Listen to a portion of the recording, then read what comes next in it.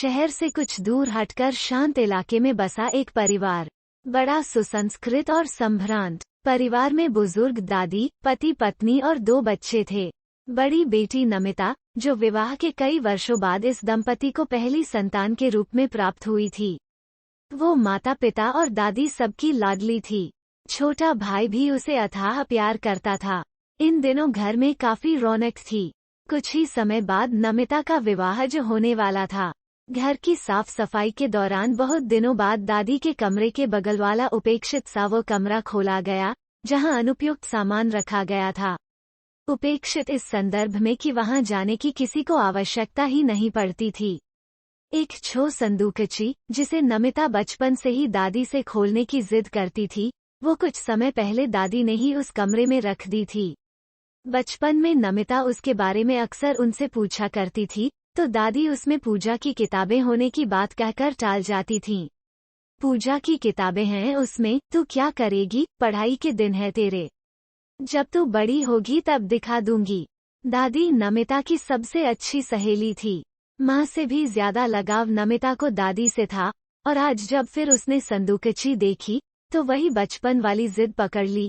दादी, अब तो मैं बड़ी हो गई हूँ और कुछ समय बाद दूसरे घर चली जाऊंगी। अब तो ये संदूकची दिखा दो ना।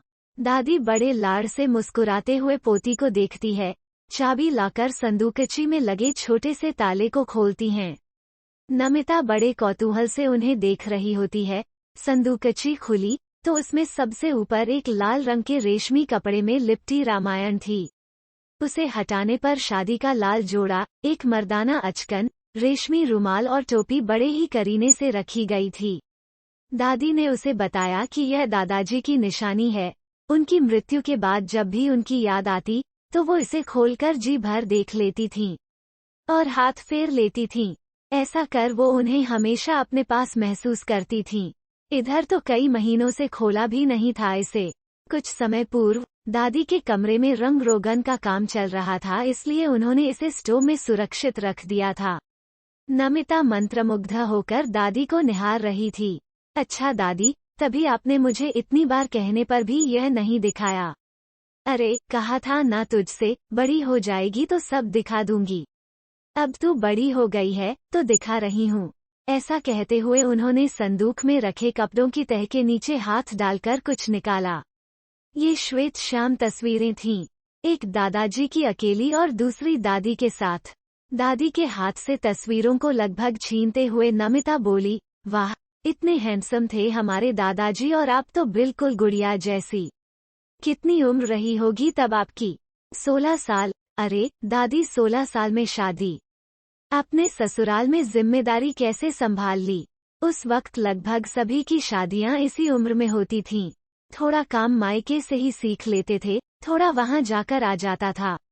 कई बार सास बहुत बुरी होती थी। हाँ, बूढ़ी सास भी होती थी तब तो। वो सास को नियंत्रण में रखती थी और सास बहू को, कहते हुए दादी ने ठहाका लगाया। बूढ़ी सास के तो बड़े मजे होते होंगे। उन्हें रौब दिखाने के लिए 2-2 बहुएं मिल जाती होंगी।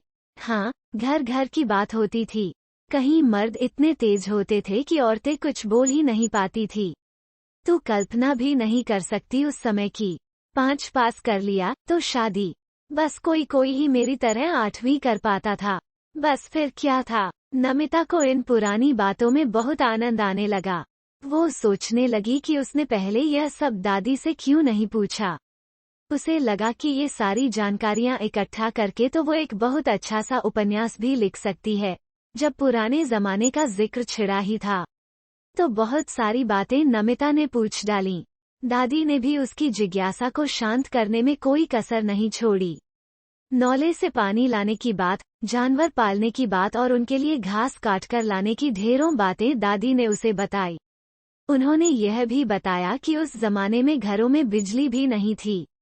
इक्का दुक्का घरों में रेडियो होते थे, जो बैटरी से चलाए जाते थे। इन सब के साथ ही नमिता के मन में एक दूसरा सवाल चल रहा था। वो बीच में ही बोल बैठी, दादी, आपकी सास यानी मेरी बूढ़ी दादी कैसी थीं? बहुत अच्छी थी रे तेरी बूढ़ी दादी। दादा जरा तेज थे, पर कुछ भी बोलते तो उन्हें समझाकर शांत करा देती। वे किसी की नहीं सुनते थे, पर दादी की बात हमेशा सुनते थे। गजब का तेज था तेरी बूढ़ी दादी के व्यक्तित्व में। पढ़ी लिखी नहीं थी, पर व्यवहारिक ज्ञान जमाने भर का था। हर बीमारी का इलाज पता था उन्हें। जब तेरे पापा हुए थे, तो उन्होंने मेरी बहुत सेवा की माँ बनकर मेरे खाने पीने का बहुत ध्यान रखा। वाह दादी, आप खुद हो ही इतनी अच्छी, कहकर नमिता उनके गले से लिपट गई। दादी, ये बातें अब कंटिन्यू रहेंगी। मुझे आपसे बहुत कुछ और जानना है उस जमाने के बारे में, आपके बारे में। आज संदूकची भी देख ली। वो खिलखिलाई। दादी की बातरसियों में उसे आनंद आ रहा था, मगर माँ नाश्ते के लिए आवाज दे रही थी। चलें, नाश्ते का समय हो रहा है। हाँ हाँ, चलते हैं, मगर जिस काम के लिए आज इसे खोला, वो तो अभी किया ही नहीं। नमिता अपलक दादी को देख रही थी। दादी के चेहरे पर फिर एक मधुर मुस्कान खिली और उन्होंने फिर संदूकची के अंदर हाथ डाला। कपड़े की एक छोटी थैली निकालकर उसे खोला। नमिता की आंखें चमक रही थी कि दादी के पिटारे से अब क्या निकल रहा है। ये अष्टधातु के बने 2 सुंदर से कंगन थे, जिन पर खूबसूरत मीनाकारी और नक्काशी थी। वो उन्हें दादी के हाथ से छीनने ही वाली थी कि दादी ने अपनी पकड़ मजबूत की और बोली, ठहर, अपना हाथ आगे कर। नमिता ने दोनों हाथ आगे कर दिए। दादी ने एक एक करके दोनों कंगन उसको पहना दिए। अरे, ये तो बिल्कुल फिट है मेरे हाथों में, कहकर नमिता चहक उठी। उसके गोरे हाथों में कंगन इतरा रहे थे। दादी पोती की बलैया लेने लगी। उन्हें अपना जमाना याद आ गया। दादी, ये दादाजी लाए थे क्या आपके लिए? उसने शरारत से पूछा। हाँ पगली, और कौन लाएगा? शादी की पहली वर्षगांठ पर दिए थे ये कंगन उन्होंने मुझे। उनके घर वालों को भी पता न था। बहुत कम तनख्वाह थी। माता पिता और छोटे भाई बहनों समेत भरा पूरा परिवार तिल तिल बचाकर खरीदे थे। मैंने भी सहेज कर रख लिए थे। पहनने पर डर था कि घर वाले पूछते कि इतने पैसे क्यों खर्च किए। 1-2 बार उनके साथ घूमने गई थी, बस तभी पहने।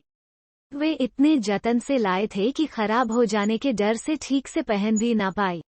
दादी के चेहरे की भाव भंगिमाएं बदलती जा रही थीं।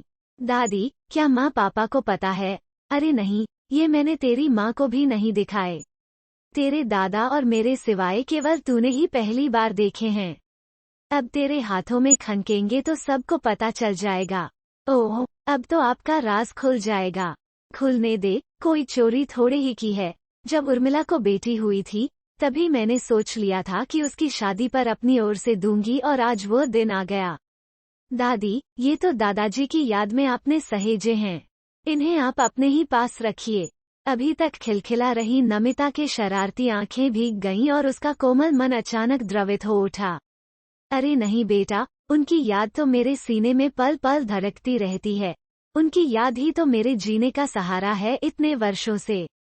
इन्हें तू रख। वो दादी का प्यार भरा आग्रह ठुकरा ना सकी। दादी, मैं भी इन्हें बहुत सहेज कर रखूंगी। ये मेरा सबसे बड़ा उपहार है।